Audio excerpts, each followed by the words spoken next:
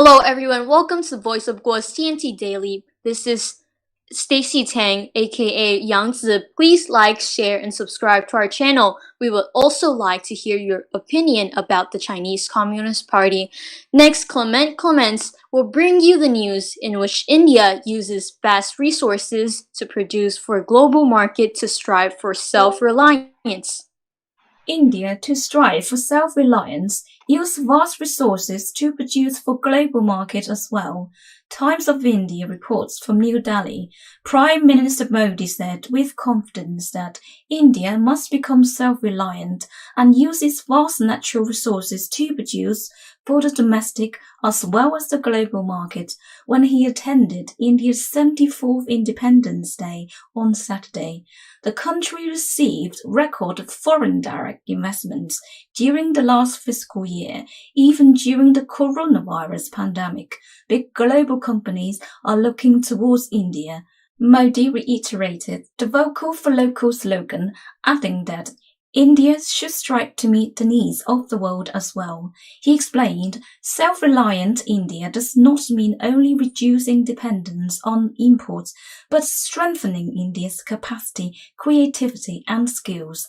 He emphasized, while we focus on economic growth and development, humanity must retain a central role in this process and our journey. We must embrace the mantra of Make for World, says PM Modi. Thank you for the report. Next, J-Rod will report the news in which Iran cries victory over United States humiliation at UN. Iran on Saturday hailed a UN Security Council vote rejecting a US bid to extend an arms embargo on the Islamic Republic, saying its foe has never been so isolated. President Rouhani said the US had failed to kill off what he called the half-alive 2015 deal with major powers that gave Iran relief from sanctions in exchange for curbs on its nuclear program. The United States failed in this conspiracy was humiliation, said President Rouhani. This day will go down in the history of our Iran and in the history of fighting global arrogance.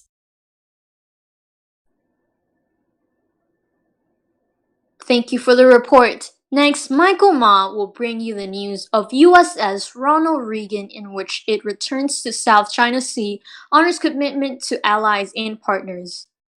The Ronald Reagan Carrier Strike Group entered the South China Sea August 14th and conducted maritime air defense operations in support of a free and open Indo-Pacific. The strike group conducted flight operations with fixed and rotary wing aircraft and high-end maritime stability operations and exercises.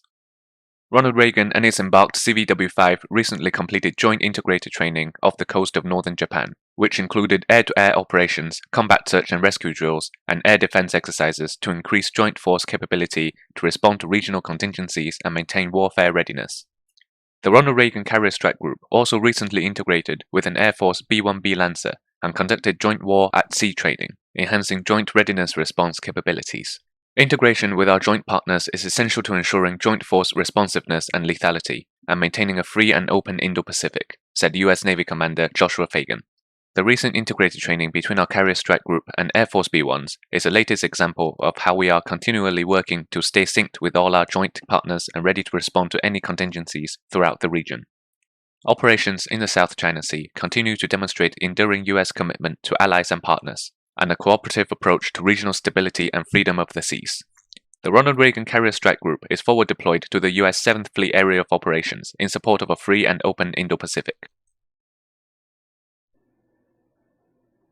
Thank you for the report. Next, Alex Lee will bring you the details of food shortage situation in China. Chinese official data confirmed that wheat production declined this year, while the Chinese Communist Party's rubber stamp legislature said it would issue a new law to prohibit food waste, further indicating that the country was facing a food shortage. CCP leader Xi Jinping issued a directive on food waste through Xinhua on August 11th, in which he said the food waste phenomenon is shocking and distressing in China. This is the second time in recent weeks that Xi commented on the country's food issues. In China, farmers only sell grants to the government. food company then buy up crops from the government to make into food products. Official data, that's be a gauge for how much crops farmers has been harvested. China's National Food and Strategic Reserve Administration announced on Wednesday that it has purchased 42.86 million metric tons of the wheat from farmers this summer, which is about 18% less than the same period last year. The data include a breakdown for several provinces. Among them, the central government purchased 36 million metric tons from 5 provinces that are the country's major wheat production area, about 10 million metric tons less than last year. The data did not include other provinces that produce wheat, such as Shanxi, Shanxi, Inner Mongolia, Gansu, Xinjiang, Qinghai, and 3 provinces of the northeastern China. But these 3 regions recently suffered droughts. Thank you for the report. Now, Herbin will bring you the last next news of today regarding the Chinese online video platform iQiyi. Shares of Chinese streaming service iQiyi plunged in after-hours trade in the U.S. after it announced the Securities and Exchange Commission has launched a probe into the company. The SEC investigation was prompted by a report in April from Wolfpack Research, which described itself as an activist research and due diligence firm. In that report, Wolfpack accused iQiyi of fraud and inflating its numbers. Wolfpack Research alleged iQiyi inflated its 2019 revenue by approximately 1.13 to 1.98 billion US dollars, or between 27 to 44%. Wolfpack also claimed the streaming company overstated user numbers and expenses. Shares of Nasdaq-listed iQiyi fell over 18% in extended trade but pared some of the losses. The company was down 12.36% at the end of after-hours trade period. The SEC probe into iQiyi comes amid rising scrutiny on U.S.-listed Chinese companies following the lock-in coffee scandal earlier this year. In May, the U.S. Senate passed a bill that would increase auditing scrutiny on Chinese firms listed on Wall Street, with the threat of delisting if they don't comply. Thank you for the report. Lastly, I will share a speech from Secretary Pompeo's remark on the media. In this speech, he said General Secretary Xi Jinping made a choice to violate the Chinese Communist Party's promises to Hong Kong that were made in the UN registered treaty. He did not have to do that. He made that choice. The U.S. has to deal with China as it is, not as we wish it to be. Other nations are arriving at the same conclusion. Australia and Canada have suspended their extradition treaties with the territory. The UK joins the United States and now many other democracies in becoming clean countries, meaning nations free of untrusted 5G vendors. In the same way, many telecom companies like Telefonica, Telco Italia, and NTT have become clean carriers. On Monday, for the first time, the US made its policy on the South China Sea crystal clear.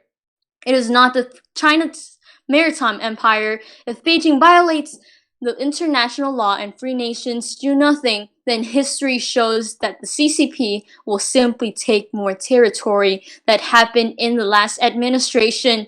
What the CCP does to the Chinese people is bad enough, but the free world shouldn't tolerate Beijing's abuse as well. Chinese leadership understand it is no longer the case that it's going to be acceptable that the United States is simply going to allow the important commercial relationships that we have been between our two countries to put the American people at risk. We have a Chinese Communist Party that is putting freedom and democracy at risk by their expansionist, imperialist, and authoritarian behavior. That's the behavior that we're trying to see change. Secretary Pompeo also said, I've watched the Chinese Communist Party's behavior with respect to the virus that emanated from Wuhan, and they have simply refused. They have destroyed samples. They have taken journalists and doctors who were prepared to talk about this and not permitted them to do what nations want to play on the truly global scale and global stage ought to do: be transparent and open, communicate and cooperate. And the Chinese use that word. The Chinese Communist Party talks about a win-win and cooperation. Cooperation is not about nice language or summits or meetings between foreign ministers. It is about actions. And that's the expectation that we're setting for the Chinese Communist Party. We need to see fair, reciprocal responses. All right, everyone. That's all for today. Thank you for tuning in, and we'll see you next time.